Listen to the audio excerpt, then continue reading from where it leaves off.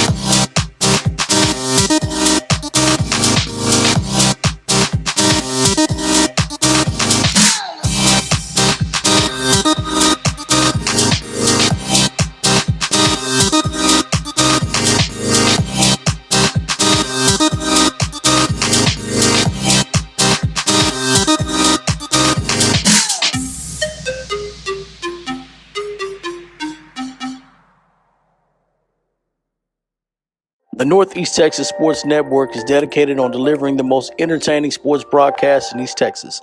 And if you're interested in having your next sporting event streamed live, visit us online at netsn.live.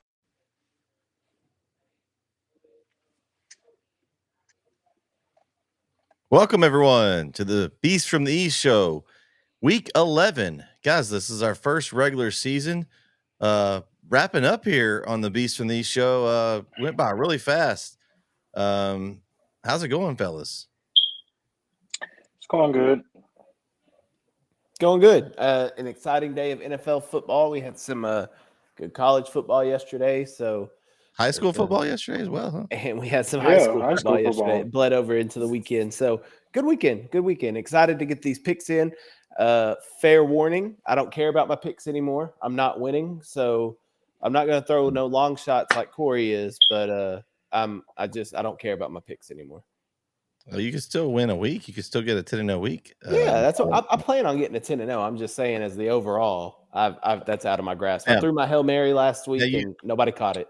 You know, you still might want to try to do it well enough to. There's this guy from DFW that's kind of infiltrated our picks, and he's trying to get ahead. I don't know if you want to throw away him that much, Kyle. No. I'm like I said, I'm not doing the CM theory picks. I'm doing my picks, but I'm just coming with the first team that comes up. I'm not overthinking it and overanalyzing like I have been all year. Hey, maybe that will help you. Maybe. So if I throw a 10-0 here, then I'm never thinking about it again. Well, I dropped one game, so I changed my pick with Tyler High and Longview, and that didn't work. Well, that's why you don't go against the Lobos. It's a good theory there. Don't pick against the Lobos in district play. Anyway, so I went 8-2 this week. Solid week for me. I had a couple that I missed. It was there were a lot of good games. I mean, honestly, that 8-2 out of last week was really good. We'll talk about that tonight on the wrap-up show, a little more in detail of how everybody stands and how everybody did this past week. But guys, let's move on. We've got a big week 11 coming up and a lot of good matchups, and pretty much I think we kind of tried to make these games, like these games matter this week. Got a lot of district championships on the line. You've got a lot of playoff seeding implications on the line, just making the playoffs on the line. So a lot of good games this week in week 11. Let's just start it off. We have a matchup between the Mineola and Commerce. This district's kind of up in arms right now. You've got Winsboro and Pottsboro have established themselves as kind of the top of the district. And then it's kind of these three teams down below. We've got Mineola 3-2, Mount Vernon 3-2, Commerce 2-3, all trying to make their way into the playoffs here. Right now, for me, I'm taking Mineola. I think they're playing well right now. They kind of had some questionable games early. They lost to Canton, which is kind of a head scratcher. Of course, seeing Canton beat Brownsboro, last week. So I don't know. The West Rusk loss isn't a bad one. When how good West Rusk is. Bullard is playing pretty well this year. They've been competitive against some good teams in their district. So I think coming into this game, I think Mineola is the established team. They know they've been there. They lost a couple of guys off last year's team, but I still think that they're going to come in at home and get the win in Mineola. I'm gonna go with Mineola. I think that they are pretty much at this point. I think they're better than Commerce, to be honest. I just they've had some losses this year, but I just think that they're the better team, especially offensively. They have a really good team, so yeah, I'm with Mineola on this one. Yeah, this game's kind of interesting. I said I wasn't going to overthink it. Okay, my gut says Mineola, so I'm taking Mineola. I'm taking the Yellow Jackets. But for the purpose of this show, let me overthink it. Commerce only has 3 losses, and it's to Winsboro, Mount Vernon, and Pottsboro. Mm-hmm. 3 pretty good teams. The interesting thing here is Mineola beat Mount Vernon. So if Commerce wins, and we're going to assume Mount Vernon loses to Pottsboro, then all 3 of those are 3-3, and all 3 of them beat each other. So Commerce would have beaten Mineola would have beaten Mount Vernon, and so I think in that, because Mount Vernon then beat Commerce. So I don't know how that would all work out. But if Mineola handles business, they should go in as a 3 seed into the playoffs, and that is a lot better going in as a 3 than as a 4 seed. So they still got to play either probably Jefferson in the first round. So it's not going to be easy. But give me the Yellow Jackets, even though they struggled last week with Rains. Yeah, and this is an interesting district, cause and Commerce has to win. They're at a spot. They're win. If they don't win, they're out. Right. They're at 2-3. They are the outlier. So that will be interesting there for sure. But I think it should be a really good game. I've been in Mineola at home. That's going to be we talked about that a lot, but that makes a difference. Being home in the confines of your own stadium. So, all right, let's move over to game 2 on the schedule. Kind of talked about this district just now, but Pottsboro and Mount Vernon. Pottsboro, we thought they would be competing with Winsboro, and they didn't really compete with them very well when they matched up. Pottsboro's got one loss on the year to Winsboro, and it was a 24-point win. So Winsboro's ahead of the class. I think Mount Vernon right here, they're in an interesting spot. Okay, so they're 2-3 in district play, and 3-2, I'm sorry. So if they win, they can put themselves in second place, right? Because they tie with Pottsboro at 4-2. Now I don't know how if Mineola also wins at 4-2, Kyle, that would be an interesting tiebreak scenario there. So if they put themselves with a win, they're for sure in. If they lose, they're at 3-3, and then they have to start watching the other game to see how that's going to play out. So if Mount Vernon and Mineola both win, then you have the same scenario we just talked about, except with Pottsboro instead of Commerce. They all still beat up on each other. So yeah, that's interesting. I don't know how that would seed out. Yeah, and the game is in Pottsboro. You look at Mount Vernon. They've gotten better as the year goes on. We talked to our man Derek out there, Mount Vernon. They've got a young team. They're still trying to find guys in spots. They lost to Mineola. They lost to Sabine. I think that's the one that I look at and I'm like, that was an interesting loss. But to me, I still think Pottsboro is a solid number 2 in this district, and that's where I'm going. I'm going with Pottsboro in this one. I'm gonna go with Pottsboro because I really don't see anybody that would be capable of beating them after the loss they took.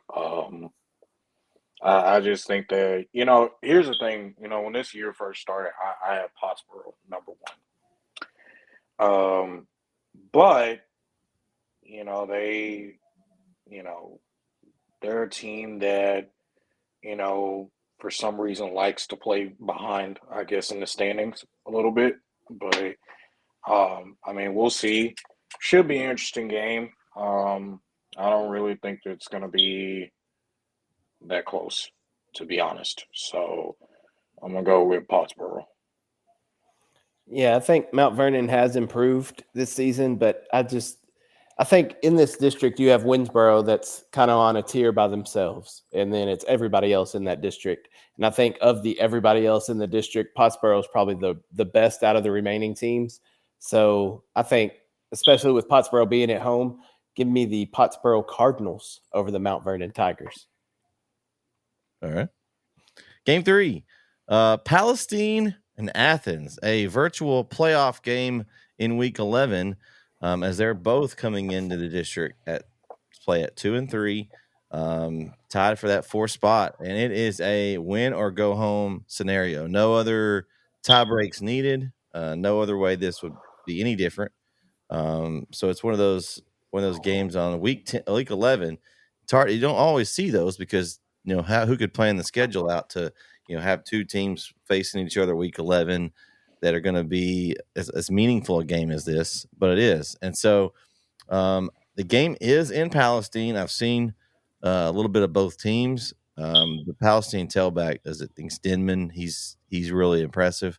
I just think Palestine's going to have too much for Athens. It's in Palestine. I'm taking the Palestine Wildcats. Well, here's the thing. Based off what I saw Saturday,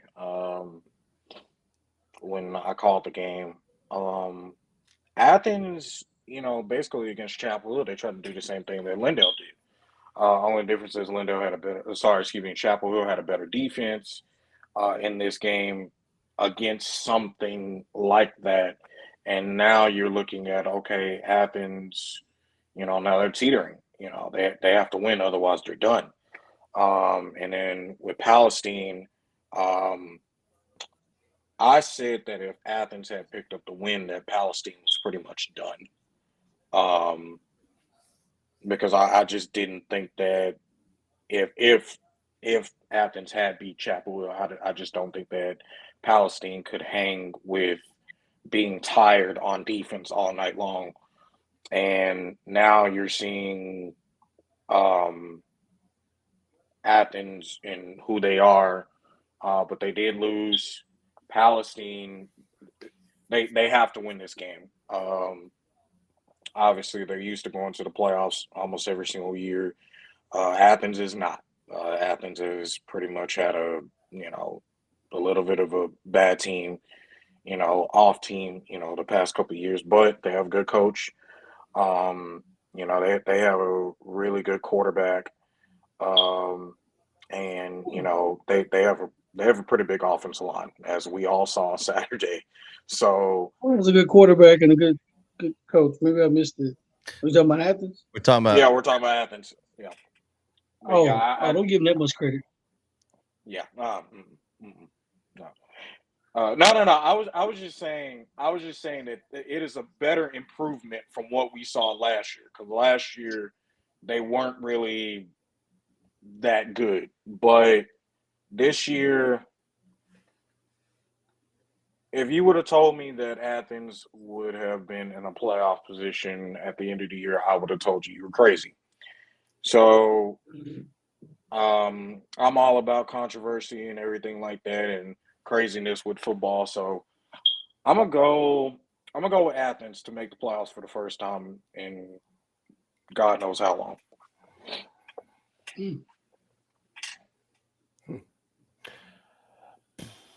Well, to answer your question, the last time they made the playoffs was 2019, so not too long ago. Oh, so my freshman year. So 2019. I've been impressed with Athens here recently. Just the way they looked good in the first half against Chapel Hill on Saturday. Were able to hit a couple of big plays, and then playing Kilgore as close as they did is impressive as well. So I've been impressed with how Athens has been playing recently, but Palestine, to me, I think Palestine just has more athletes than Athens has. And Palestine played Lindale really close, whereas Athens almost didn't even show up for the Lindale game. So based off a common opponent in that, and then Palestine being at home, give me Palestine. So I'm going to say something. I came in just in time. I want to talk about this game. But I want to talk about one opponent. First of all, I take nothing against the kids. The kids do whatever the coaches allow them to do. It was very disrespectful.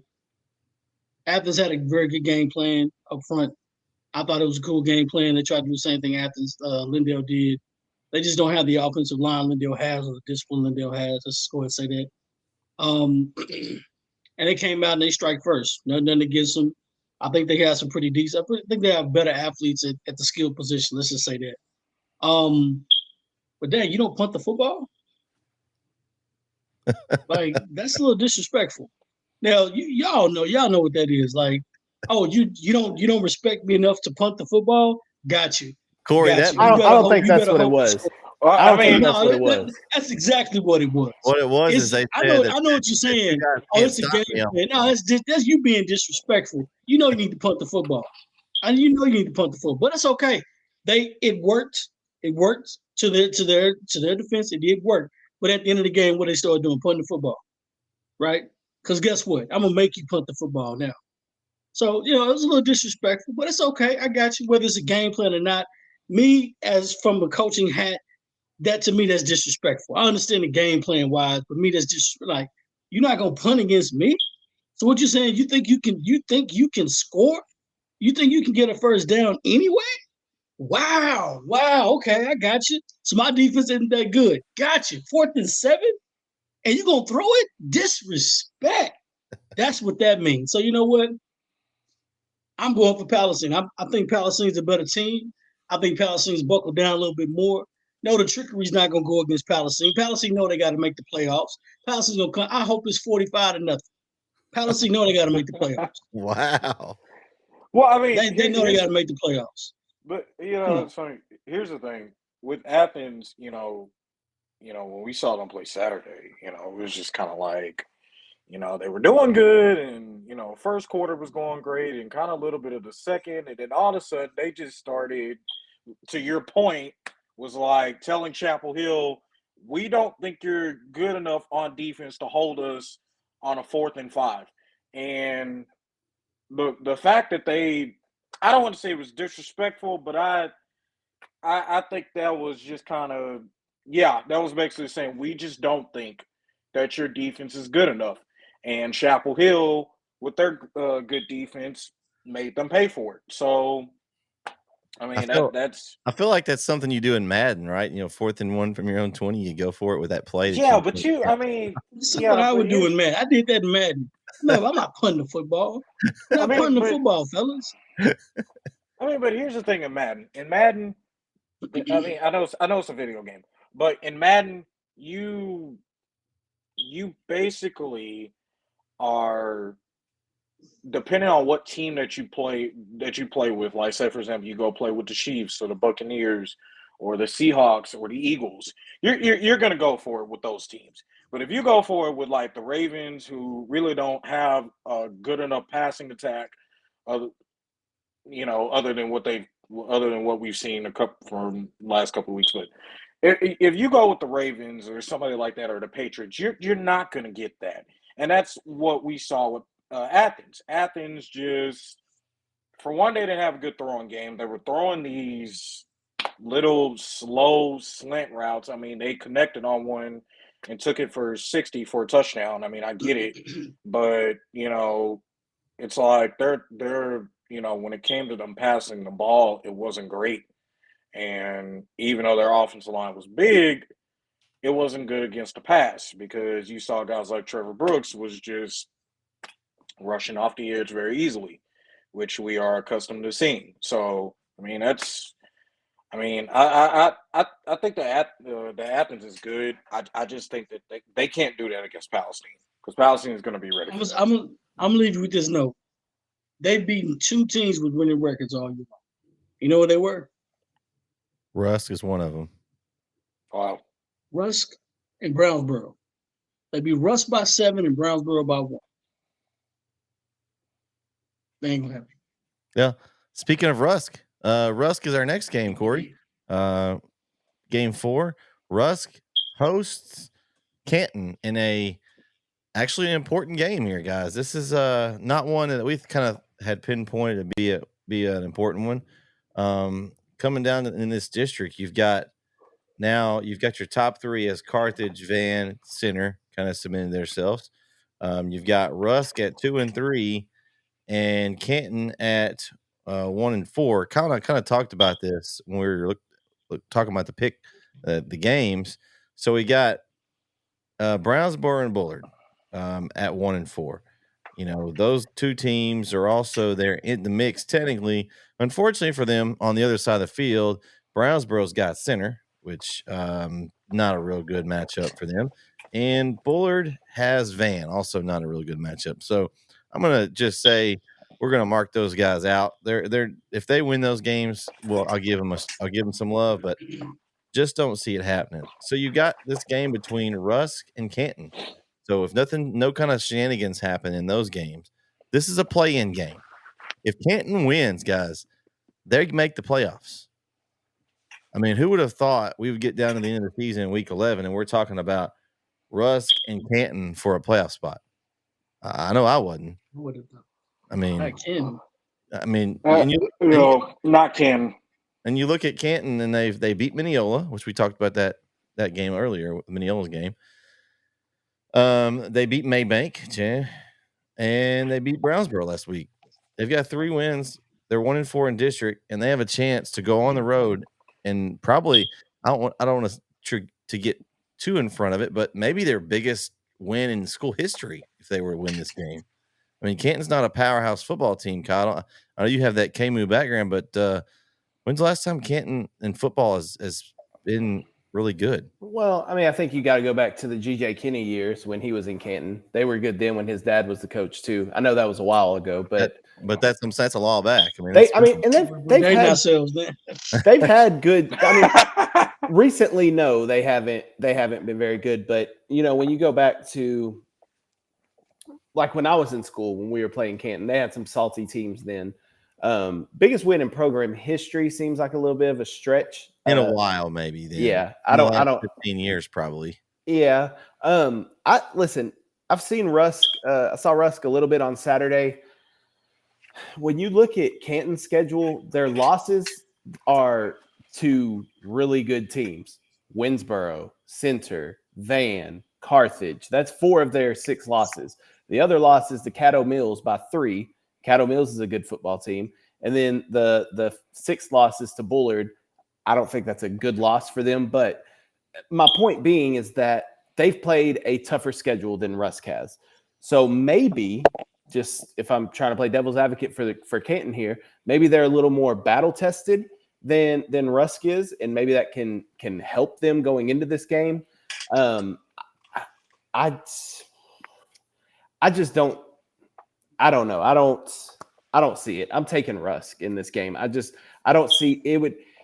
Canton needs the win and a Bullard loss, which we all assume that's going to happen. All Rusk has to do is win. They don't need any other help. They control their own destiny. So, this game being in Rusk, so give me the home team.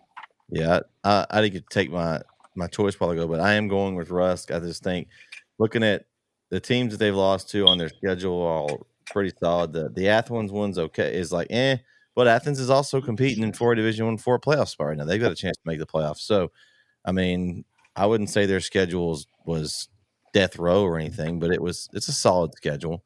And so I think Rusk is going to win and take their playoff spot, and they're going to go to play Pleasant Grove the next week, and then there she blows. So I'm taking Rusk. I think we all know they're not beating the number 1 defense in 4A overall, and in my opinion, they're not doing it. Listen, Rusk. To be honest with you, they're gonna win this game. Ken, I love Ken. I love what they're doing.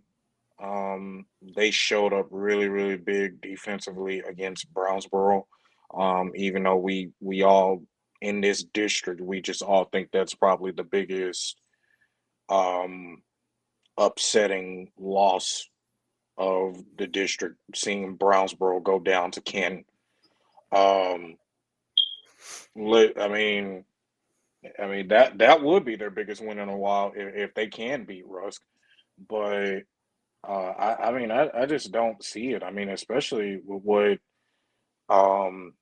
Rusk is doing with throwing the ball too. I mean they run the ball. I mean they're probably more effective in my opinion running the ball than they are throwing.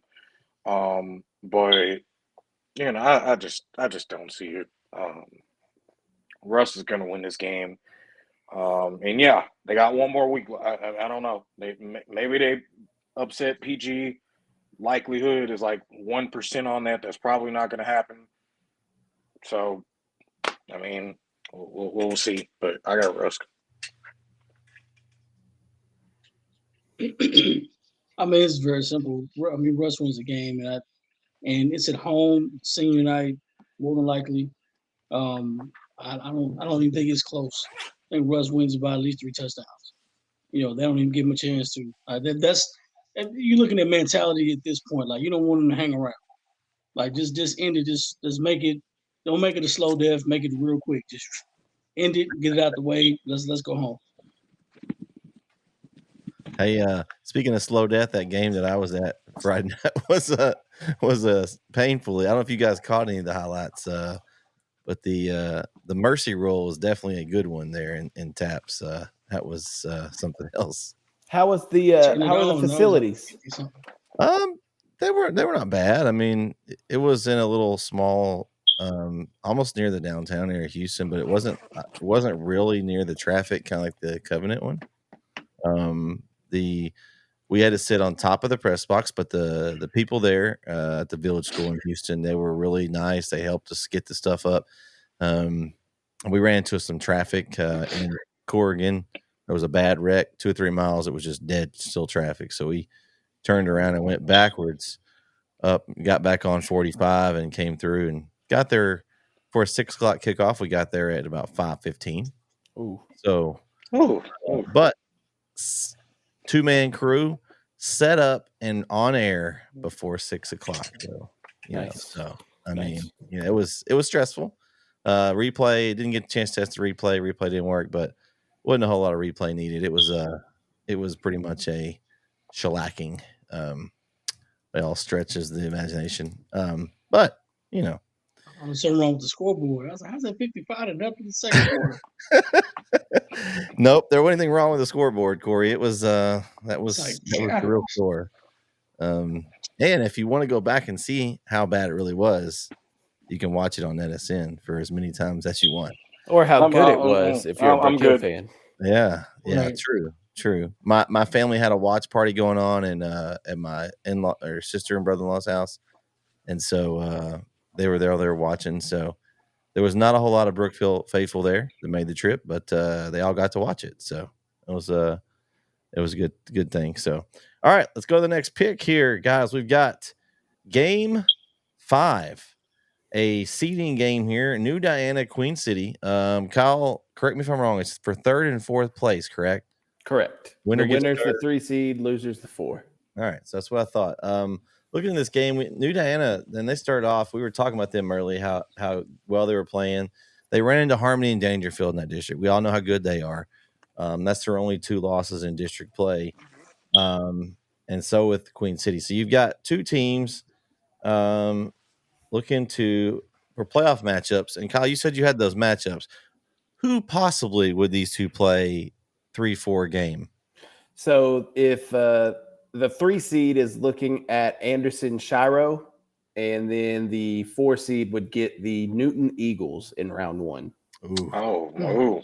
I think you don't want to play Newton. I think that team's not. I think they're pretty good. You don't want to be the 4 seed. Wait. Does Newton get a home? Do they get a home playoff game? Why would they?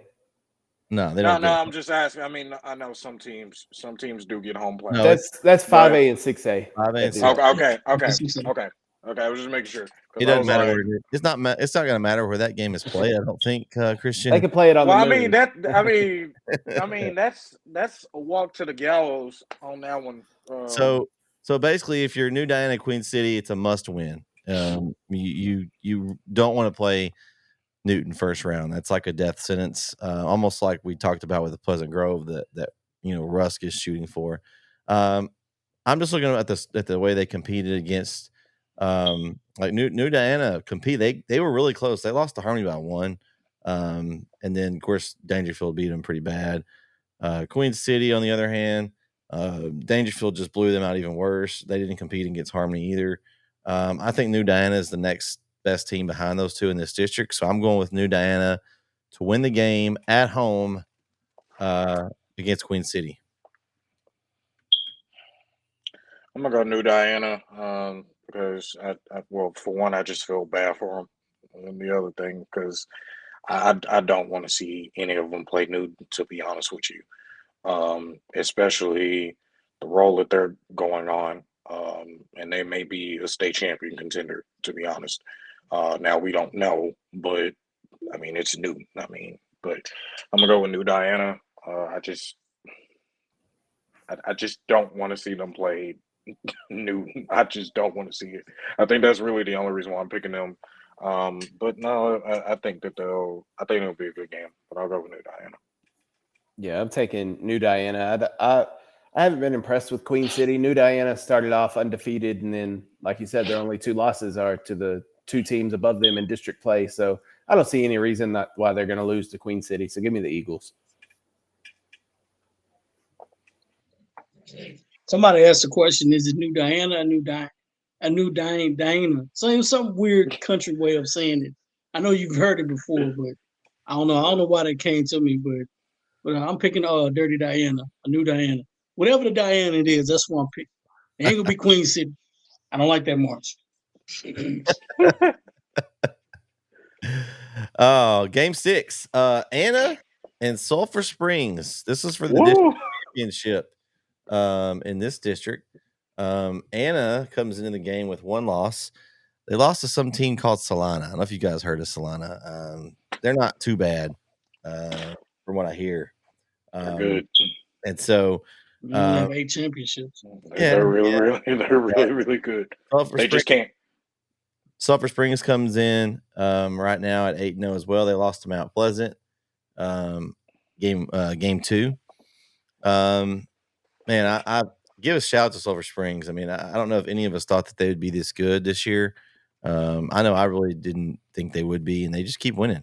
Unfortunately, I think that winning streak of 7 games comes to an end as they're going to play in Anna, and I think Anna's going to take them out, and Anna's going to take the district championship. Well, basically, I've been kind of looking at that district a little bit. Listen, Sulphur Springs, I like Sulphur Springs. They're one of the, in my opinion, they're one of the best programs in Texas high school football history. I mean, you look at their 2008, I think it was 2008-2009 state championship team, and my former head coach for high school, Jeff Ritter, was the offense coordinator. And they have been really, really good this year. But we got to understand something. Salina's run, the way they run the ball is just ridiculous. I mean, just over the past 3 years, they've been able to consistently just pound the ball on the ground consistently. So Salina will make an example out, and it won't. And to be honest with you, it won't be close. Well, if Solana was playing this game, Christian, that might. Oh wait, shoot, Blair. I lost. Okay, so by the way, so I have Anna Sulphur Springs. I have literally Anna Sulphur Springs and Salina, literally all on my screen right now. I'm literally looking at that right now. So that's my fault. Okay, but I'm a. Just making sure you're getting the right team picked here. Man. No, I don't want you to have any excuses later. Well, I said Salina, but I meant if Sulphur Springs wins, I meant to say Sulphur Springs. I don't want to have any of that happening here. No, I'm gonna go with Sulphur Springs on this. Okay, all right. I'm gonna go with Sulphur Springs. I may change it later because. Nope, no changing. Now you have put it on the air. With the lie. Depending on, listen, you got to go with what you pick on the show. That's the rule of being on the show. You go with it. You go with it, and you stay with it. I don't ever change mine.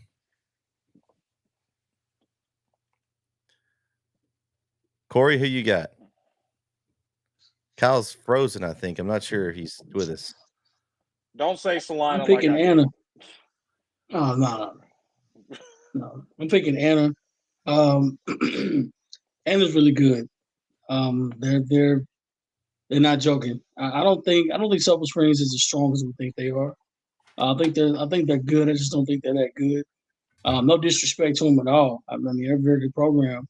They've had a very good year, but I think Anna's better. And that, and on top of that, they're playing at home. So I think they're playing. Let me not make that mistake. Let me go back. Got the wrong year up here. It is at home. It's an it's an Anna. So that's a little drive. It's not a short drive. It's a little drive. It's at least an hour and a half for Sulphur Springs to get there. And I mean, it's it's a game that you don't necessarily. I mean, Sulphur Springs already in the playoffs, but if you're Anna, you might as well just go ahead and win it all. So then go ahead and win the district. Go on top. Don't let a little game like this destroy you from winning district. So clearly, these are first place and second place teams. So, you might as well go ahead and take district and win it. But then again, this is another game for Sulphur Springs to come out on top. Nobody's picking you to win the game. Anna's number 1 and number 2 in the state right now, number 3. So, if you're Sulphur Springs, you've got to go in there and shock everybody and get a win. So, I don't know. A lot of odds are going to be on this game, but I think Anna's going to win it. I don't think it's going to be a big margin. But 35-28, 35-21. Okay. No, I'm going big time on this one. I'm a probably say it'll probably be a 45-42 ball game. Okay. Maybe Sulphur Springs pulls out a field goal on them. All right. We lost Kyle for a minute. He'll be back here in a second, he said. So we'll continue on. We'll get his pick here in a minute. Game 7. Dangerfield versus Corey. How do you say it? Harmony. I have my list of teams. Okay. I have my list of teams here when I pick the winner. And I'm like, he must be talking about Harmony. Harmony. There you go. There we go. Harmony. Dangerfield Harmony, another matchup for the district championship, guys. We looked at this game preseason. We knew we were going to be getting ready for it, excited for it, week 11. I honestly thought that Harmony would have had a little smoother route to this game. They've had a rough season. You look at Harmony; they're 7-2. They lost to Hooks week 1. Wasn't that bad of a loss. Hooks is really good. They lost to Beckville. I think we thought that might not be a great loss, but Beckville's come out and just thumped people. And then they've rolled off 6 straight wins here, looking for Dangerfield.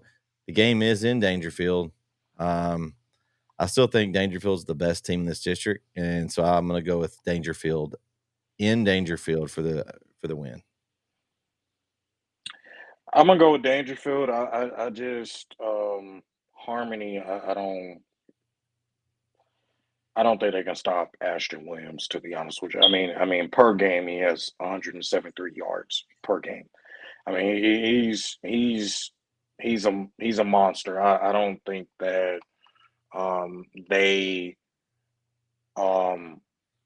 I just don't think they can be stopped. And who are their only losses to? Because haven't they only lost 2 games? Yeah, that's what I said. Beckville and or the games. So yeah, other than those are 2 good losses. They're not bad. I think the Beckville loss we thought was bad, but the way Beckville's played here recently, I don't think that's near as bad a loss as what we thought originally. Yeah, I don't mind losing those 2. Yeah, I don't think that, because like y'all said, those are 2 pretty good losses. I mean, obviously you never want to take a loss, but listen, Dangerfield. I got a stat for you, Christian. Okay, in 5 district games for Dangerfield, they've allowed 6 points. 6 points in 5 games in district play. It's not too right. That means I didn't type that right, because I said they've only I didn't type that right, because I thought that they gave up 14 the last game. And I don't know if 35-6 over Wascom. Yeah, I don't know if the scoreboard was wrong, because that's what I saw. But Dangerfield. I just don't think they can be stopped.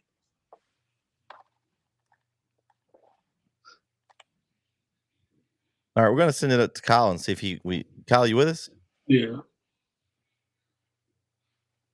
I don't know. Am I?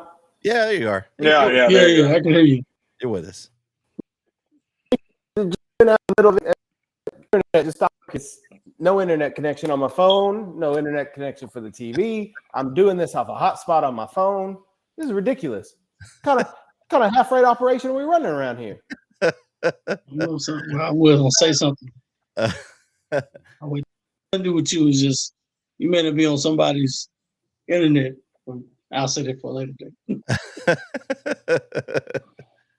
Anyway, I dipped out in the middle of Christian talking about the 2008 Sulphur Springs team. We don't talk about that team. Hey, listen. The guy who was on who's coaching the team that beat at Chapel Hill. The guy who's coaching Chapel Hill was the offense coordinator when that happened. So you can blame him. You can blame him. I'm blaming him. I'm blaming our coaching staff because, well, that's a story for a different day. Anyway, I'm taking. Give me Anna because I never pick Sulphur Springs. So give me Anna. That sounds like something Corey would say. I'm still salty because we played them closer than anybody else did in the playoff. And if our running back hadn't fumbled at the 1-yard line going into halftime, we would have been tied at 14. Anyway, You guys think y'all would have made it to? I mean, do you guys really think y'all would have beat Dayton? Hey, Kristen, wait, you didn't see these highlights that I got to see. Man, I was impressed by these Kyle Owens highlights that were dug out of the archives from way back when. Man, that was the college highlights that you saw. It was pretty good highlights. But it was still pretty good. My point being, Christian, is that we played Sulphur closer than anybody else did in the playoffs. So if they went on to win state, then by theory, we could win on closer than anybody. Anyway, we're moving on. I pick Anna. Give me the Coyotes. Also, in the Dangerfield Harmony game, I got some thoughts on that one. I'm going to take Dangerfield, but check this stat out. The Dangerfield Tigers going into Friday night's game had not allowed a single point in district play, and they only gave up 6 to Wascom. So they've allowed 6 points in 5 district games. That's amazing. Do you remember the 1983 Dangerfield Tigers defense?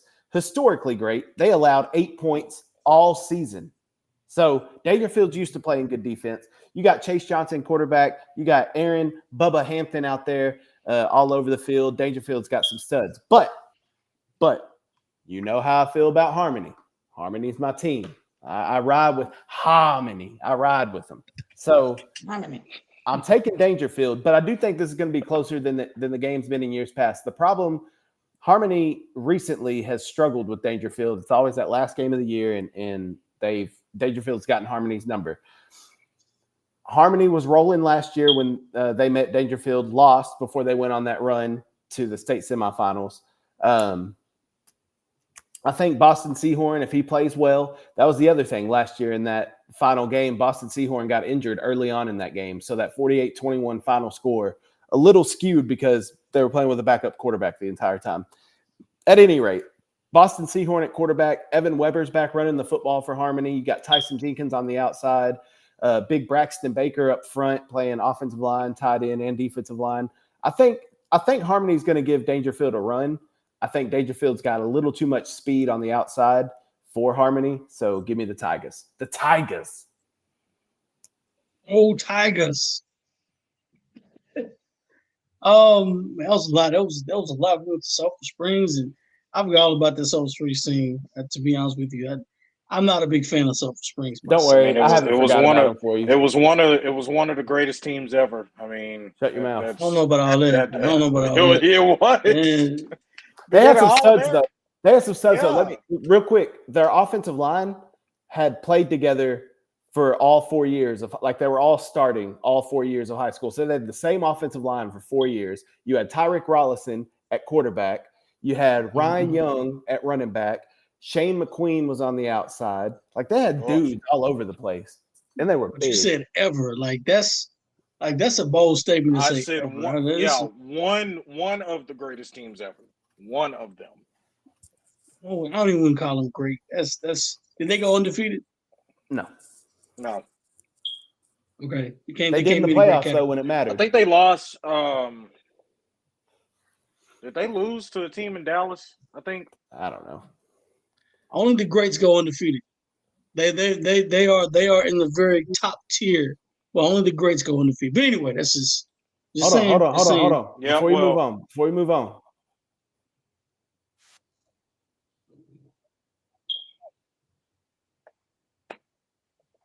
I got music playing in my ears too because I'm on Max Preps. But yeah, so they had 2 losses that season that they went to state. They lost to Longview and Texas High. Oh, okay. So East Texas. I give them credit for that one. Those are both pretty good teams this year as well. Yeah, back then when Texas High was Texas High. Back then, Texas High had really Ryan Mallett. Longview was Longview. Right, that's what I said.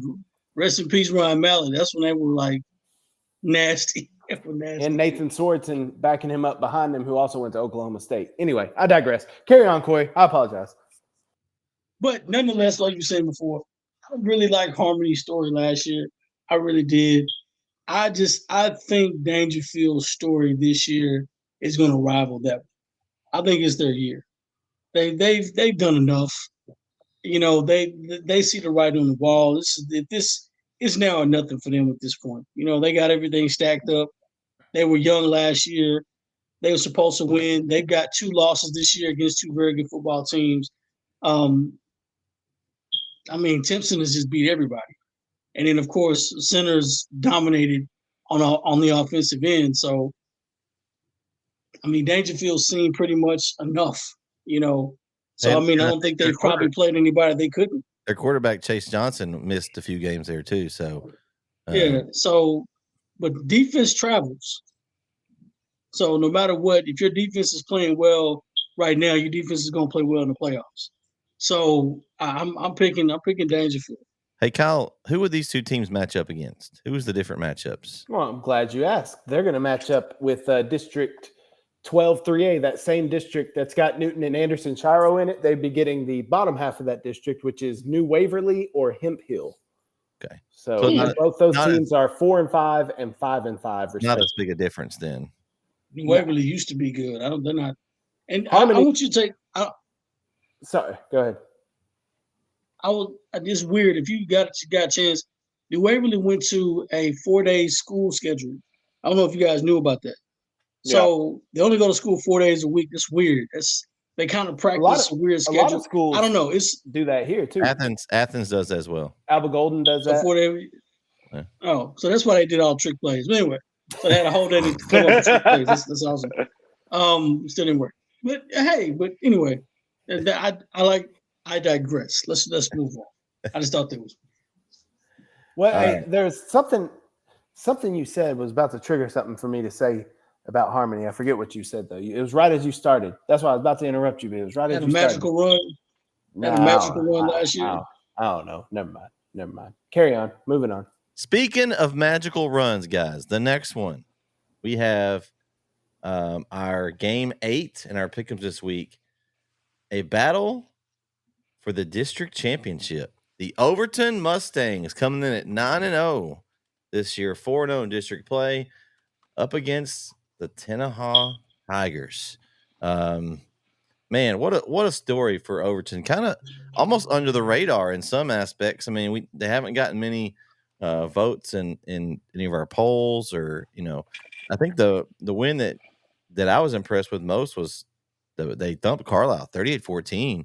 After last year, Carlisle just mopped the floor with them. I know Carlisle's down, but nothing really impressive on their schedule. They've just won. I mean, they've played the closest game all year they had was the district game against Mount Enterprise, 35-30. But if you look at Tenaha, they've lost 2 games this year. We know how good ARP is, and DeKalb. Both those are really good teams. So that's nothing to scratch your nose at there. But they also played a close district game to Mount Enterprise. They lost or beat them by 2. So should be Overton by 3. I don't know. The game is not. It's in Tenaha. So Overton will have to go on the road. Man, this is a tough one for me. I really want Overton to win. And for that reason, I'm going to go with the Mustangs to go 10-0, go to Tenaha and get the win. I just think they're on a mission. There's a lot of things been going on at their school over this first semester, a lot of things going on. I know a lot of people at Overton, a lot of the administrators and stuff. And so I just think this will be huge for their school to get a district championship coming off a year that they didn't have very many wins at all. So I'm going to go with Overton in this one. Listen, it's been a rough couple of years for Overton. I mean, they are not your average, team. They have struggled a lot. I mean, Overton has been something special this year. I mean, I picked them this year, because I have every single year, me and my uncle, we pick, laugh about it. Me, my uncle, my dad, some family members who know football, some of the guys, we kind of pick, East Texas, who's going to be a big factor this year. I only had Overton winning 1 game. I only had them winning 1 game this year, and that was Linden Kildare. That was pretty much it. I only had them winning 1 game. But to have a turnaround like they had, and also I think probably the best player on their team is Jaden Edwards. In my opinion, Jaden Edwards is the best player on the team. Vince, what's up? How you doing, man? What's up, man? Yep, Y'all all right? yep, we're good. Jaden Edwards is probably the best player on their team at receiver. I mean, right now you look at the stats; he has 117 yards per game. I think last week I think he did go over 100 or sorry, 2 weeks ago I think he did go over 100 yards. So I'm gonna go with Overton to go 10-0. Now I'm gonna ask this question, Kyle. Do you think Overton right now is maybe a semifinal sleeper? No. Okay, I was just making sure because I've heard a lot of sleepers with a lot of teams that Mart is in that region, correct? Yes. Yeah. Yeah, no, that's usually where these Texas teams bow out, is that game. And Lovelady's in that region too. Oh yeah, well that's another one. That Lovelady this year they haven't lost either. They're at 9-0 as well. Right. So yeah, Lovelady and Mart in that same region. Yeah, I don't know. They are having a historic season. I mean, it's fantastic. And under a first-year head coach too, Scotty Lamance, he came over from Union Grove, first year being the head football coach there in Overton. And here's the crazy thing: they've got 9 wins this season alone.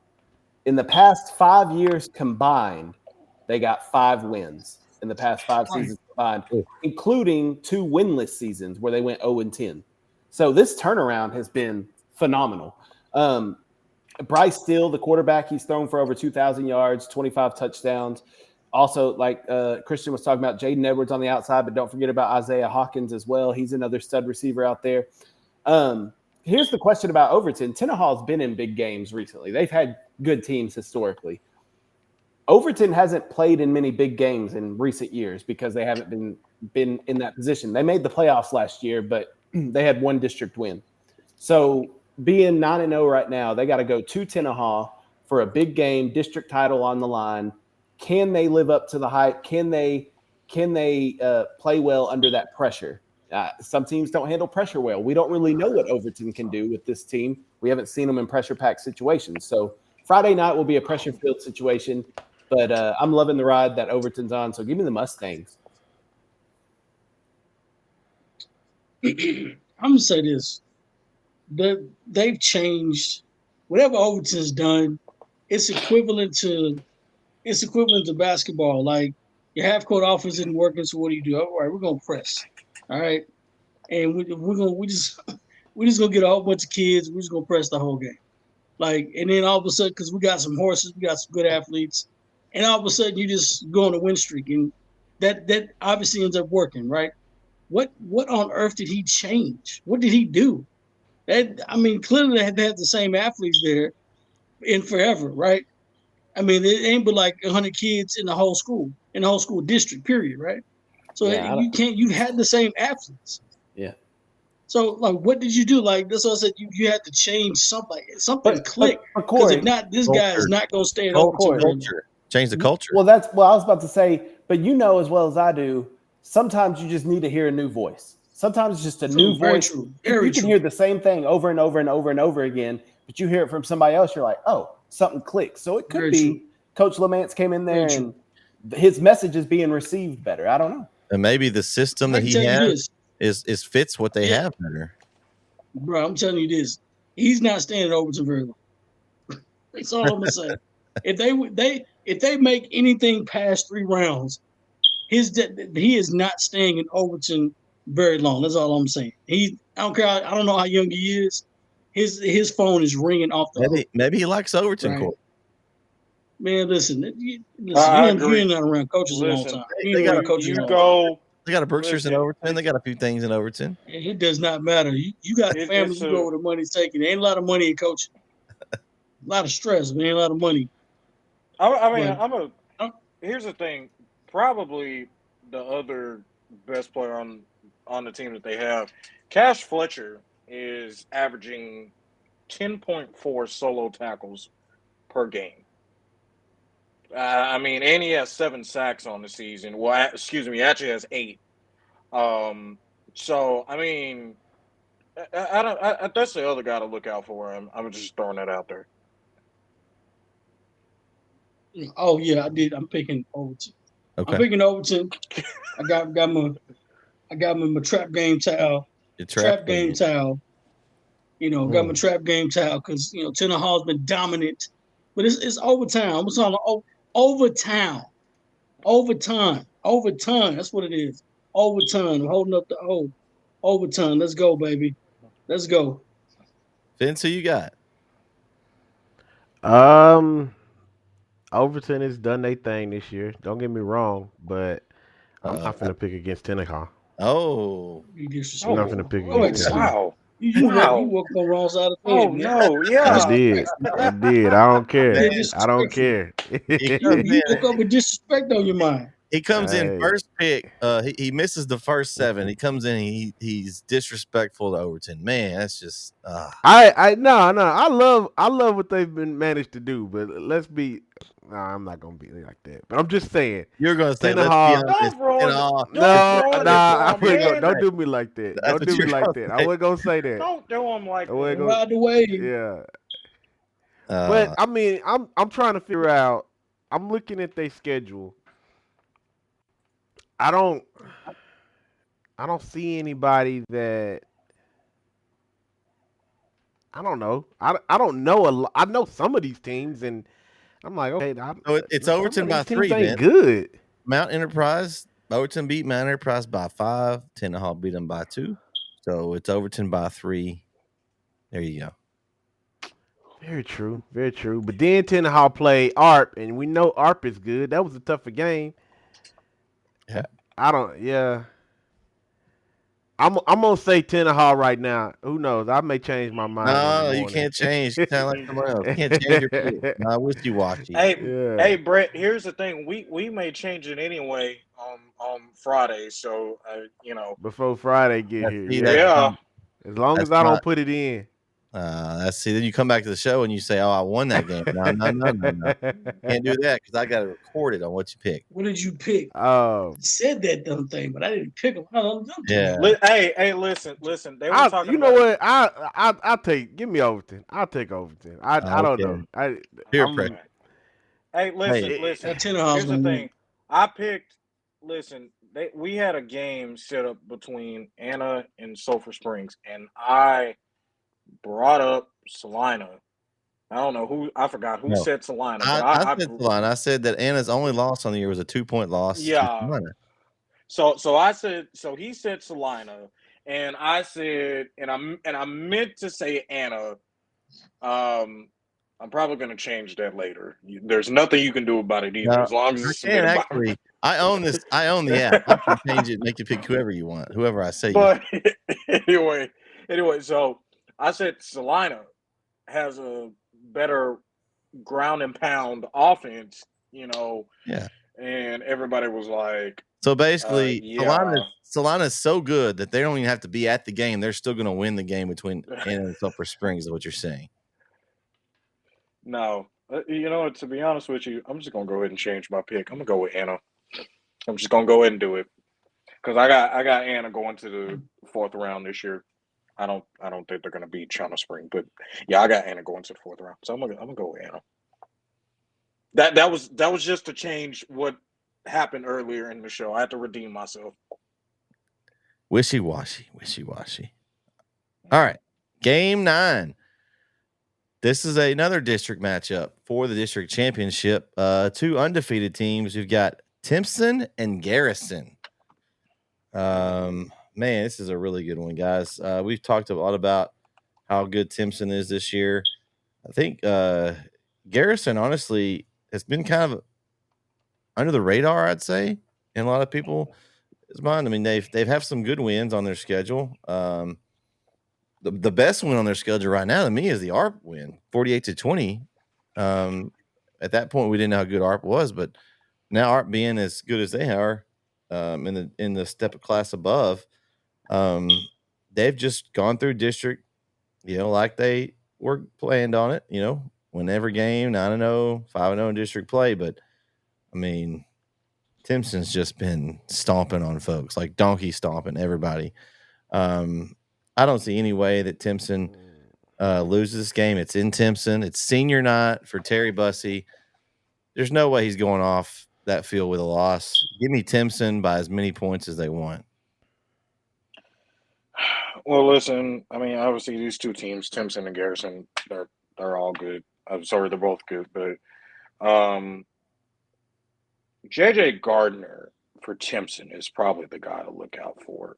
Obviously, we already know Terry Bussey. Terry Bussey's pretty good, but no, he won't. No, he won't go off that field with the loss. I don't think so. I have Timpson going to the state championship this year, guys. I don't know if I told you. I have them going to state this year.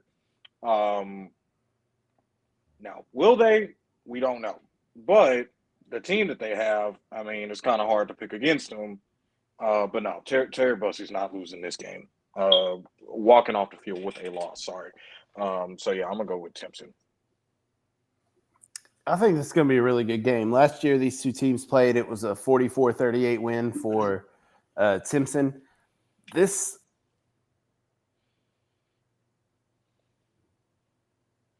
oh, no. Uh-oh. He froze again. Did he freeze? Yeah, he's having some. He's froze twice. Well, that was a good thought. I was hanging on the edge of my seat there for what Kyle was about to say. Yeah. All right, Corey, you want to go ahead? He might just be in deep thought. Lock still him writing up. something down. He's still writing it down. Yeah. I could literally hear him from the background, by the way. I'm going to make it quick. It's Timpson. They're on a mission. Bussey and them, they're not. They're on a mission right now. It's going to be Timpson. Vince? Okay. I'm gonna pick Timpson, but man, I've been wanting to see some Titan fall this year, and I ain't got it yet. I ain't got what I really wanted yet. So if Garrison win, I'd be happy. I'd be happy to see Garrison pull this off. But I'm gonna go with Timpson because I need the points. All right, Kyle, you were in deep thought earlier when we lost you. Lee, I'm about tired of this. I'm hanging on the edge of my seat, just waiting to hear what you have to say. So go ahead. So anyway, as I was saying, Timpson had a tough non-district schedule. They played Beckville, Jefferson, and Dangerfield their first 3 games and took care of business against all 3 of them. To that point, Garrison's best game is against Art. That's not a slight on Art. It's just that's the toughest team that Garrison has had to play this year. Terry Bussey, a couple weeks ago, I don't know if y'all saw this highlight or not, he was returning a punt. He muffed the punt, and it got stuck at the 1-yard line. Then the next play, he took a quarterback run and went 99 yards to the crib. Even when he makes a mistake, he makes up for it. So Terry Bussey is phenomenal. Garrison hasn't beaten Timpson since 2018. So they're hungry for a win over the Timpson Bears. And the Garrison likes to run the ball a lot. They're a ground and pound. They have 2 1,000-yard rushers. Omarion Raspberry, he's got 1,100 yards rushing and 19 touchdowns. And his backfield mate, JV Black, has also eclipsed 1,000 yards and has 12 touchdowns. So I think this is going to be a really tough game for Timpson. I don't think they're running away with it like y'all were saying, with as many as they want. I don't think it'll be that. I think it'll be a really close game. And but I'm taking Timpson. I'm not betting against Bussey and them boys. Not a chance. But I do think it'll be a close game. All right. Game 10. Gonna be a lot of eyes on this one. Oh boy. Kyle's already there. He's in Chapel Hill. I'll see y'all Friday, guys. As the Nettesin, that's going to be the Nettesin game of the week. We'll all be there, I think, pretty much. As Chapel Hill will host Kilgore for a district championship matchup. A lot of things, a lot of scenarios in here, guys, and I have them here. for y'all that don't know how this is going to shake out. Give me a second. I'm gonna pull them up on my computer and let you know where everything stands. As of right now, it's a plus minus for between Lindale, Kilgore, and Chapel Hill right now. So if Chapel Hill was to win, this would come into effect. Lindale is at a -3. They're frozen. As they've already played both teams. Chapel Hill's at -12 with their 12-point loss to Lindale.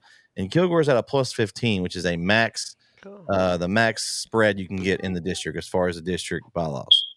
So if Chapel Hill loses or wins by less than 10, it would be Kilgore, Lindale, Chapel Hill in that order, then the Athens Palestine winner. If Chapel Hill wins by 10 to 13 points, it'll be Kilgore, Chapel Hill, Lindale, the Athens Palestine winner. If Chapel Hill wins by more than 13, which would be 14 or more, then Chapel Hill's 1, Kilgore 2, Lindale 3, and then the Athens Palestine winner. So a lot of scenarios up in the air here for this one. But for any of those to be in effect, Chapel Hill has to come out and win this game. I was really concerned about this game for Chapel Hill a few weeks ago after the Lindale loss. They seem to have the last couple games kind of straightened some things out. I know Athens kind of gave them problems at first, but I mean, you have to remember that's a weird situation. I mean, you had a delay. You had to go back to Athens after being there the night before. The kids having to get up the next day, something out of their I guess, routine. So the first part of the game, I throw all that out the window because, you don't know what they're going to do. They kind of enforced their will late and took care of Athens. I think this will be a close game. I don't know if Chapel Hill can beat Kilgore by 2 touchdowns. I don't know if that's going to happen. I do think Chapel Hill gets the win. I think the home field advantage will be close. I think the stadium's going to be packed. Crowd will be into it. The bands will be into it. It's going to be a great atmosphere to be at a game. I think Chapel Hill wins a close one and splits the district up, and then we'll see where everything falls. Can you guys hear me? Because I kind of lost a little bit of connection. Okay. So, I'm just gonna give y'all a quick, look over of what Kilgore is. I'm gonna start with Kilgore on this. Their only loss this year is to number 1 Carthage, and they almost beat Carthage. They lost by 3 points. And if it had not been for a bad call on PJ Wiley, they probably would have won that game. Listen, but other than that, they've won every single game. They beat Gilmer, Pine Tree, Hallsville, Palestine, Jacksonville. They dominated Lindale, where I had picked Lindale to win that game. I picked them to win. I said that they were too big on offense, and Lindale just had the better bunch. But it was close, and then all of a sudden, Kyle's team just went and fell back down to earth. But, we're not going to talk about that. Anyway, they beat Henderson, and then last week they had a they had a tough patch against Athens. And I think what happened was Athens pretty much did the same thing Lindale did to Chapel Hill. It was pretty off and on. Listen, obviously, you guys know me being a former player at Chapel Hill. This is very personal to me. We do not like Kilgore in Chapel Hill. We never have. They used to kick the crap out of us all the time before 2021. And then there was one fateful night in November, the day after Thanksgiving, where Chapel Hill comes out victorious against, a juggernaut Kilgore, who many people thought was the best team in 4 Division I, and the rest was history. And then after that, all you saw was district title win over Kilgore in Kilgore. That was a big win. To go up in that stadium and beat Kilgore is that's saying a lot of what Chapel Hill was. And then obviously we beat them Rose Stadium. Now, here's the thing. Let me tell you what's happened since then, and I'm gonna try to be real quick on this one. At right after China Spring, right after they lost to Melissa, Kilgore basically took over as the number one defense in Division One. That's basically what happened. In a lot of people's eyes, I don't know about you guys, but in a lot of people's eyes, that's basically what happened. Kilgore has been unbelievable, and a lot of people are saying Kilgore may be better than last year. We don't know. You know, they had Isaiah Ross last year, running back, and then I think this year now they have 2, maybe 3 good running backs on their team, plus a good quarterback. Their offensive line is pretty sound. I mean, this game is going to be one of those games that you just look at and one bad play could decide this game. One bad play could decide this game.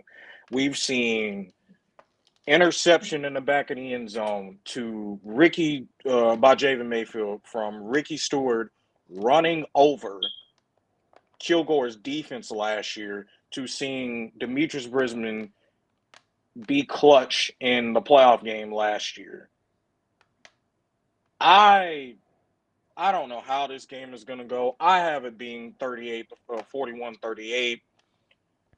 I'm going to go with Chapel Hill because I think that based off what we've seen from their defense, and their defense has gotten a lot better since we saw them play Lindale. Their defense is basically going to pretty much make Kilgore uncomfortable because we see Kilgore all the time run up the middle. Offensively, it's gonna be tough. I see. No. I love Ricky Stewart. I think he's probably, like I said, he's the second best running back behind Taylor Tatum in the state of Texas right now. It's gonna be tough to run the ball against this defense. But the question is, and I think this is one thing that Spence asked a couple of weeks ago when he was on the show, can Demetrius Brisbane beat throw the ball? Can he throw the ball and beat Kilgore? We're going to find out. I say yes, they're going to beat Kilgore.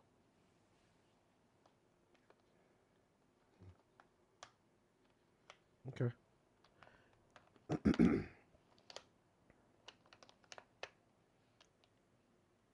Kyle? I thought you were froze. I was like,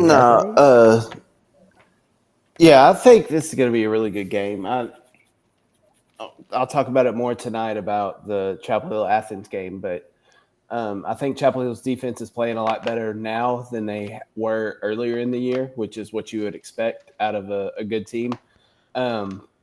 They did better stopping the run up the middle, which is where they've been getting gashed here recently. Excuse me, not up the middle. There is no such thing as up the middle. The down blocks and kickouts going through the A gap and B gap. That's where the runs were happening. Okay, anyway, okay. I was informed that there was no runs up the middle this weekend. So, anywho, the game will be really good. I think it's going to be a really tight game. It's in Chapel Hill. I think that gives a little advantage to Chapel Hill. Kilgore, man, Kilgore's on another level this year. Like it's been talked about, their one loss to Carthage earlier in the year by only 3 points. They've been rolling since then. Had a couple of scares with a couple of teams.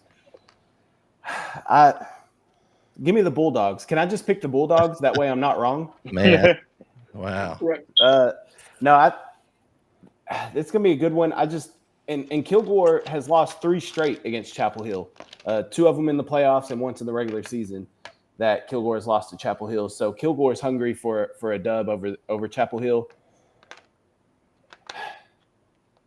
I'm taking Kilgore. Give me Kilgore over Chapel Hill for the Whoa. Oh, no.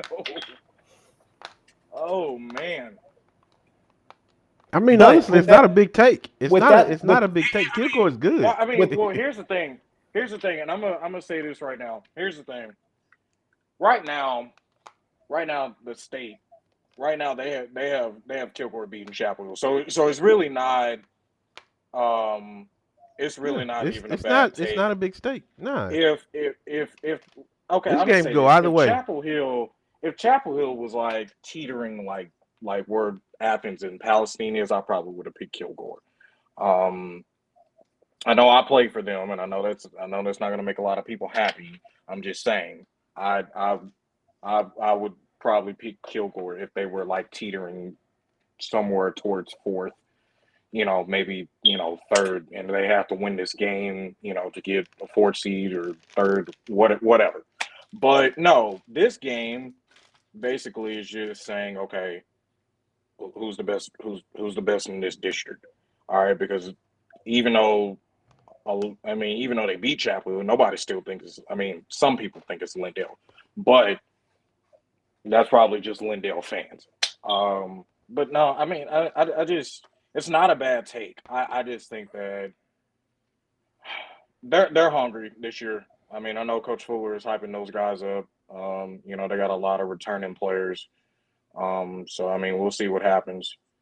And one question I do want to ask: aren't they? If Chapel Hill were to lose, they would play LCM, right? They'll be the third seed. Kyle, do you have that? Because I think that's what happened. I think Lumberton beat LCM. Yes, if Chapel Hill wins, whoever's the 3 seeds play in Little Cypress, Mauriceville, and whoever's the 4 seeds play in Lumberton.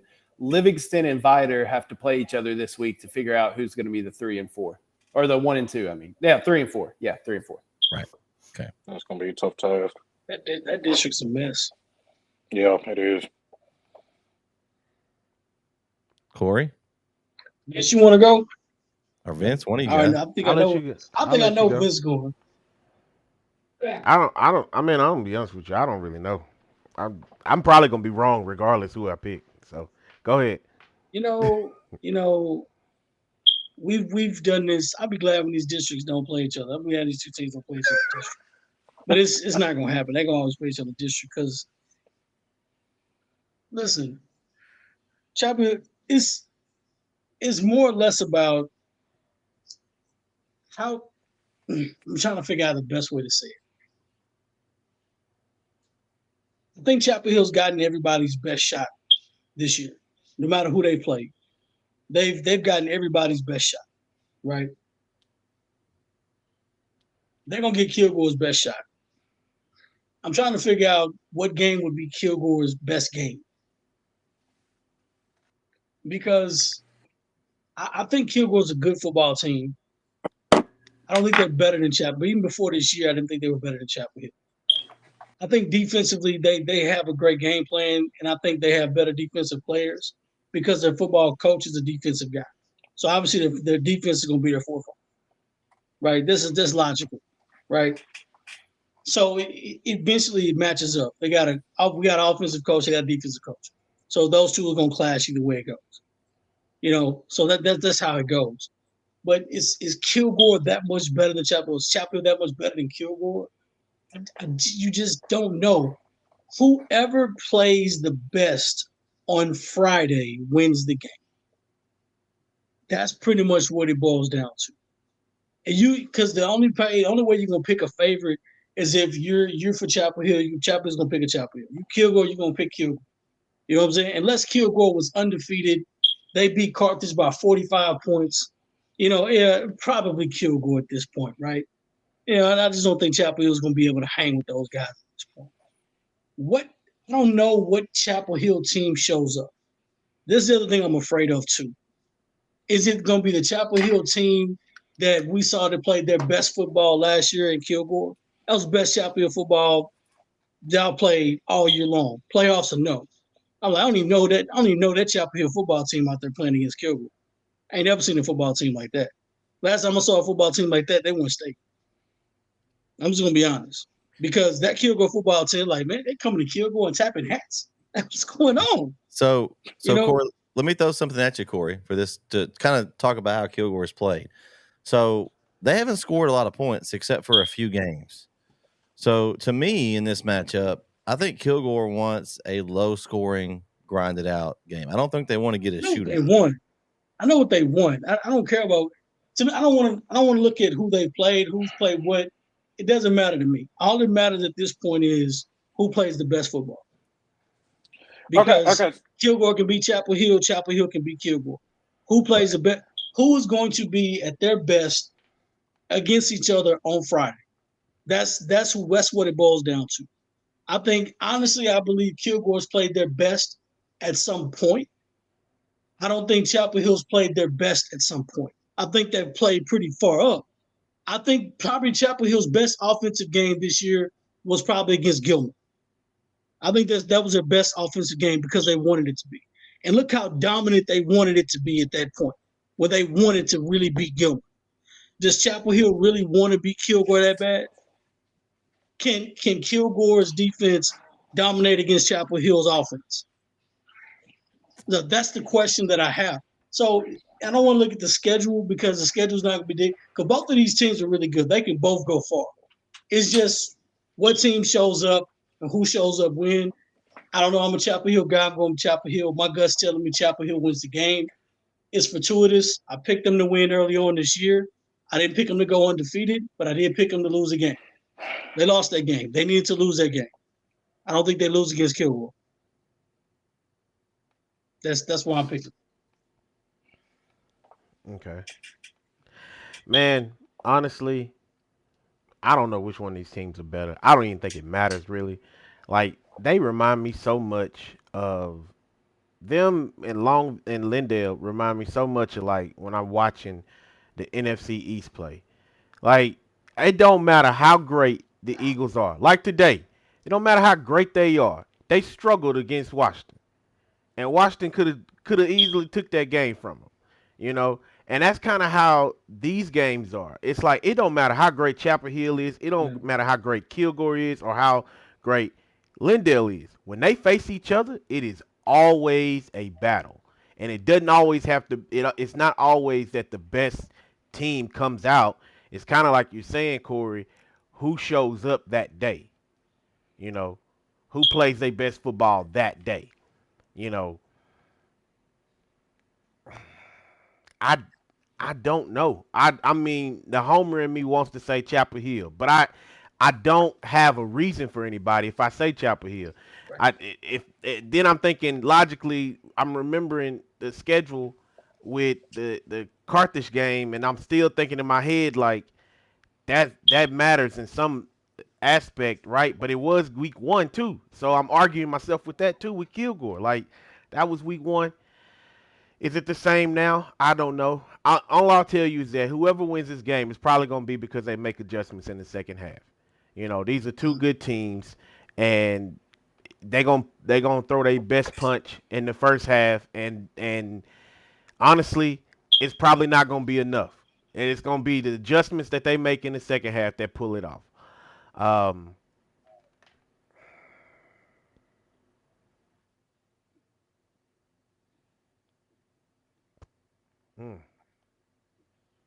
remember when Coach said it. He was like, "It's my horses against your horses." Yeah. I don't. That's just what it is. Like at this point, it ain't gonna matter. X's and O's ain't got nothing to do with this. You know what to do. It's 11. It's 11 on 11 every individual battle. You got to whoop the man in front of you. I hate that I got to pick this game. I don't want to pick this. This is a tough one. This is a tough one. It's a tough. Is that why when you normally do the games, you don't have to pick them, right? I mean, is that how Herb Street gets out? When he does those game day stuff, he doesn't make the picks on the games he's doing. Maybe that's why. It could be Herb Street. That is. I don't know. I ain't never thought about that. That is smart. It ticks me off when Herb Street always goes for Ohio State. That really did tick me off a little bit. Yeah, Ohio State wins every game. For it. So here's my take, and Corey may not agree with me, but this is the way I think the game is going to go. I think if it's a high-scoring game shootout, I think Chapel Hill wins. I think if the game stays low and it's more like kind of when Chapel Hill played Lindale, where it's 20 and 30 points for each team, I think Kilgore has the advantage, and they have the. So I mean, 40 is kind of the middle there, but I think if it's a high scoring game, I think Chapel Hill has the advantage. And see, that's what I'm telling myself in my head. But then I'm like, it's like I'm literally arguing with myself. Like, but if it's gonna go high scoring, then you have to admit that Kilgore defense that's been there all year is not gonna show up. And it's like, can you say that out loud? And I'm like, nah, I can't. I can't say Okay. that. Okay. Let me. Can you guys hear me? Y'all good? Okay. Let me say this. I'm actually gonna refer before I pass the call.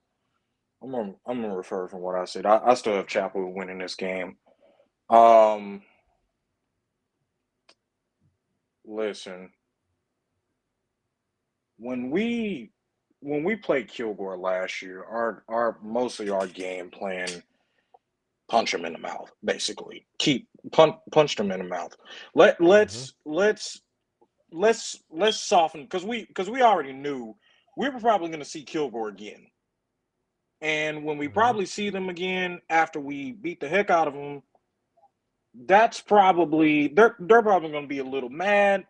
They're going to be upset, and then their chances increase of beating us. But we're still going to come out, win, get to the fourth or fifth round or whatever. You know, and fortunately, it was a fifth round. We barely threw the ball against Kilgore. Ricky Stewart was the workhorse of that game. Yes, Demetrius Brisbane threw 2 touchdowns to both Alonzo McGregor and Javen Mayfield. But let me just go ahead and say this right now. Somebody told me last year from Kilgore's team, and I'm not going to say who it is. Somebody from Kilgore's team last year said, our defense will be better next year because we had just beat them in a playoff game. They said our defense will be better next year. And if you want to be honest, we're probably going to be one of the best defenses in probably the best defense in the district, maybe in the division. And the one that they were talking about was they were like, okay, that quarterback number 3 at Chapel Hill, which Demetrius Brisbane, they were like, questioning, can he really throw the ball to beat us? That's what we're looking at, really, to be honest with you. Chapel Hill. Go ahead. No, go ahead. Chapel Hill. That's what everybody. I personally think that if he has time, if the offensive line gives him time, and if he can find somebody open, he's just pick them apart. Like at least throw the ball like maybe 11 or 12 times in the game, just to see what he can do, as far as picking the defense apart. But that's what we're technically. I think that's what most people are looking at. Can Demetrius Brisbane throw the ball, and can they win that game that way? If they stop, the only way I think that Kilgore will win this game is if they stop Ricky Stewart and if they dominate the line of scrimmage. If they dominate the line of scrimmage on offense, Kilgore is going to win this game. If they dominate the line of scrimmage, Kilgore's going to win this game. But on defense, it's like, okay, can they stop Ricky Stewart? Can they stop Ricky Stewart? We already know that. Well, they dominate the line of scrimmage, they had to stop. I mean, yeah. So if they dominate the line of scrimmage, it's going to be stopped. He's going to be stopped. They stopped the run anyway. Well, no, I'm talking about when I was talking about dominate the line of scrimmage, I was talking about offense. Well, in the playoffs, they held him to under 100 yards rushing in that playoff game. It was more Brisbane and what Brisbane he was able to rush do. over 100. Yeah, Brisbane was able to throw and rush to get him out of there with that, what was it, 3-point lead or whatever. I'm just gonna go out. You know what? At the beginning of the year after that Carthage game, I felt like it was gonna be Kilgore. I'm gonna go with Kilgore again because I don't want to hold nobody, but I'm probably gonna be wrong. I'm gonna be honest with you. I'm probably gonna be wrong because there's no way to know for sure what's gonna happen in this game. Yeah, this game is a toss-up. I got a feeling that when we get there Friday night, we will be surprised as to what happens. And either way, whoever wins, congratulations. I'm not the type of person that's always like, ref this or ref that. So whoever wins, wins. And then we move on and maybe we see each other again. Maybe these two teams meet in the playoffs. It's a very good chance that we have another rematch at some point. Yeah. down the line. But this is what I wanted anyway. I just didn't want to pick it. I'm gonna leave. I wanted to see these two teams battle it out. I'm gonna leave off by saying this. Mentally, it makes a difference for Chapel Hill to beat a team that's been dominating them for years. Absolutely. So is it that Kilgore has to beat Chapel Hill, or is it that Chapel Hill has to beat Kilgore? Because the mentality is different. Because if you're Chapel Hill, now we've beaten them 3 times already. They got to come beat us. Or is it, no, they're coming here. You see what I'm saying? Different mentality. Because you can look at it the other way and be like, they stopped our run last year. We lost them by 3 in the playoff game. We got to get it back. What's the mentality? I don't know. Like, both teams have motives. Both teams have motives, and they have great teams. It's going to come down to those adjustments of the coaches. And I don't judge coaches, so I don't know. I don't know what coaches are doing when they're looking at them tablets. Defensive guy. I don't know. I am, and honestly, it's easy. It's easier to rattle a defense than it is an offense. Defense, you look at Alvin Mack. That's all I'm gonna say. I rest my case. Alvin Mack needs no motivation. Well, needless to say, I think it's going to be a good one, and it will. The NetSN game of the week, the full ends on deck on this one. We'll have Vince and I'll be in the booth. Do we have a guest person in the booth this week? I got to be a guest. CM, go on in. Football game. It's my first football game, and I'm not gonna bring my trap towel.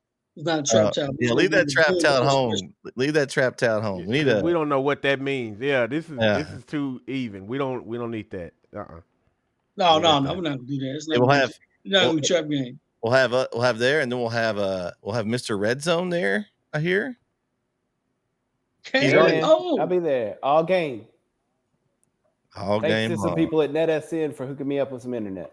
Yeah, it kind of helps to have an in since you're part of NetSN. It kind of helps a little bit, doesn't it? It does help a lot. This is the game I'm looking forward to the most. I mean, I know that it's probably a question you're about to ask, Brett, but this is my game. Kilgore Chapel Hill is the one that I am looking forward to the most. It's been hyped up since game 1 at the start of the year. We knew at the end of the season we had Kilgore Chapel Hill to look forward to, final week of the regular season. It's here now, and other than actually, since this is airing Wednesday, after now, Hayes in the barn. Like it's what it is.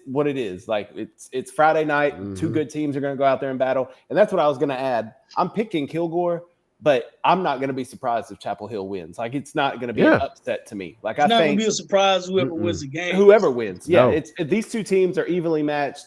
You could flip a coin, and I'm good with whoever. So I just hope it's a good game. It's close enough for me that if this game was in Kilgore, that I might have gone with Kilgore. Honestly, I think it's going to be that close of a matchup, just because I think the home crowd. It's a lot easier to beat a team when you've got your home crowd. The hype of the game is going to be there. It's just a different playing at home. And that's how crazy this game is, because there's so many different reasons to pick either one of these teams. Like it is, I haven't felt this way all year about any team. About not seeing one game that we've picked, but now I'm beside myself. Remember last time I told you to pick a team, Brett? You pick Chapel Hill this week. Pick them. All right, you pick. Now last week, you Corey, don't walk into this like you know what's going to happen. No. I didn't tell him to pick. I didn't tell him to pick a team. I didn't tell you to pick a team last week. I told you to pick a team the week before. That was Tyler High. You would pick a Tyler High Lufkin. I said pick Tyler High. No. Okay, all right. Well, I could have sworn that you guys were telling me last week to pick another team in red, and we'll talk about that tonight. But don't worry, we'll definitely talk about that one tonight. I stand by it. I do it again. I do too. I watched the game, so I got a lot to talk about. Okay, I can tell you exactly why they lost. All right. I was on the phone. I'm just gonna say this real quick. I was on the phone with Corey, and I told Corey I was trying to write in to the show so I could tell Van what they need to get out. Bro, I got a lot to talk about. We'll see y'all on Wednesday. That's a great tease right there. That's tonight. That's tonight. Tune in tonight at 8:30 p.m. So that's going to do it for this week's. This is our last regular season of Beast from the East show. We'll be back next week to talk playoffs Playoffs? Here on We're talking NSN. about playoffs? So for Corey, Vince, Kyle, and Christian, who's already jetted out, went off to somewhere else. We'll catch you next week right here on NSN, the Power Plus Mouth Guard Beast from the East show. Night, everybody. Go Bulldogs.